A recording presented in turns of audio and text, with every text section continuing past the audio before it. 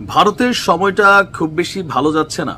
একদিকে পেহেলগামে এই ঘটনার পর বরাবর পাকিস্তান বলে আসছিল যে এটা একটা ফলস ফ্ল্যাগ, অর্থাৎ কাশ্মীরে জম্মু কাশ্মীরকে নিজেদের টোটালি আয়ত্তে নেওয়া বা সেখানে সুযোগ সুবিধাগুলোকে সরিয়ে দিয়ে একটা রাষ্ট্রের অংশ হিসেবে এটাকে ঘোষণা করা।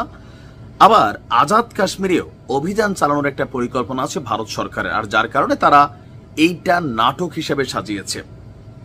এটা নিয়ে নানান যুক্তিতর্ক প্রশ্ন আছে। এর মাঝখানে আমরা দেখলাম গত 6 দিন যাবত অনেক কিছু হচ্ছে।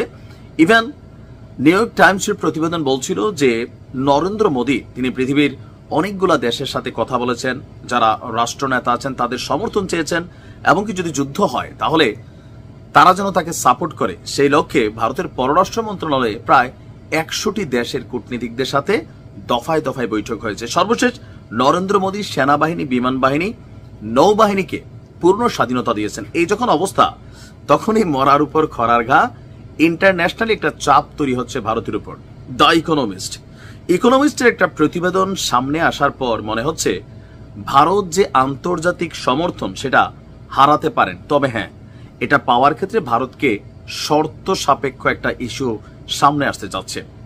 এই ঘটনার পর বরাবরই পাকিস্তান বলছিল চীন এবং রাশিয়ার মাধ্যমে একটা নিরপেক্ষ তদন্ত হোক যে এই ঘটনায় আদৌ কি পাকিস্তান কানেক্টেড কিনা, বা যেই সংস্থাটার নাম বলা হচ্ছে দ্য রেজিস্ট্যান্ট ফ্রন্ট, তারা আসলে কাদের টিম। রেজিস্ট্যান্ট ফ্রন্টের তারাও আবার একটা পাল্টা বিবৃতি দিল যে তাদের অ্যাকাউন্ট হ্যাক করে সেখান থেকে হামলার দায়ভার স্বীকারোক্তি দেওয়া হয়েছে, বাট আসলে তারা এই ঘটনা ঘটায় নাই। তখনই বাঁচছে বিপদটা। এখন বিশ্লেষকরা বলছেন ভারত সন্ত্রাসী হামলার প্রতি প্রতিক্রিয়া জানাতে চাইলে প্রথমত প্রমাণের প্রয়োজন। ইতিমধ্যে স্থানীয় পুলিশ 2 জন পাকিস্তানি এবং একজন ভারতীয় সন্দেহভাজনের সন্ধানে রয়েছে। আর 2019 সালে ভারতের কাশ্মীরের বিশেষ মর্যাদা বাতিলের পর টিআরএফ বা দ্য রেজিস্ট্যান্ট ফ্রন্ট যেটা গঠিত হয়, সেটা কিন্তু ভারতের সন্ত্রাসী সংগঠন হিসেবে চিহ্নিত। এখন ভারতীয় গোয়েন্দারা মনে করছে যে এটা পাকিস্তানি লস্করি তৈয়বার একটা ছদ্মবেশী শাখা। আর এখানে আপনার টিআরএফ এর সাথে এই লস্করি তৈয়বার যে সম্পর্ক আছে এটাও কিন্তু ভারত প্রমাণ করতে পারেনি এখনো, বাট তারা দাবি করছে। এখন আপনি যখন যুদ্ধ করতে চাইবেন একটা দেশের সাথে, আপনাকে বেশ কিছু তথ্য প্রমাণ এভিডেন্স মূলক থাকতে হবে যে ইয়েস এটা ঘটছে, এই দেখো এই রেজিস্ট্যান্ট ফ্রন্ট লস্করি তৈয়বারী শাখা, কোনো ভুল নাই, এরাই ঘটাইছে, আমরা সেখানে হামলা করতে চাই। নাম্বার 2, তাদের প্রতিক্রিয়া কৌশলগতভাবে কার্যকর হতে হবে এবং ভারতের সামরিক, রাজনৈতিক, আন্তর্জাতিক লক্ষ্যগুলির সঙ্গে সঙ্গতিপূর্ণ হতে হবে। এই কথা দ্বারা যেটা বুঝাইছে যে 2016 এবং 19 সালে হামলার পর ভারত পাকিস্তান শাসিত কাশ্মীরে বিমান হামলা এবং বিশেষ অভিযান চালিয়েছিল।